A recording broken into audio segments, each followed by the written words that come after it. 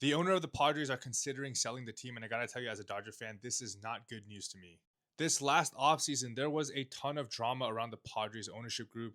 John Seidler, the current owner of the Padres, Peter Seidler, the late owner of the Padres, and his wife Sheil, and her attempts to take over. It was a lot of stuff, and please go back and read all of it because it is a lot of drama in there. Just to put some faces to names, this is Peter Seidler, the late owner of the Padres. Here is his wife, who was fighting for ownership, seems to be somebody that the Padres community loves, and does feel like someone that has the best interest of the team and the city in mind. And then here's the actual current owner of the Padres, John Seidler, the late Peter Seidler's brother. And they have a very healthy, committed fan base. In 2025, the Padres set an attendance record, breaking 3.4 million fans, average of 42,000 fans per game. They sold out 72 out of their 81 possible games.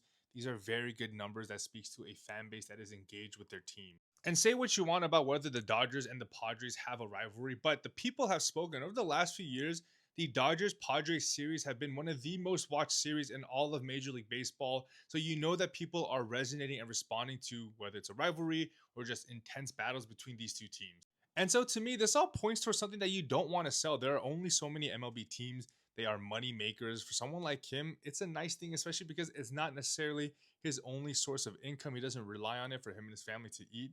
So why would he want to sell? And it's because of this, and this is why I'm most concerned about this, for the health of baseball in general. A few years ago, Bally Sports Network pretty much dropped all of the teams that they were covering except for the Atlanta Braves. And I'm just focusing on baseball right now, which means that a lot of these teams had to go find basically a way for their games to be broadcast. And they all pretty much eventually fell under MLB's distribution and ownership.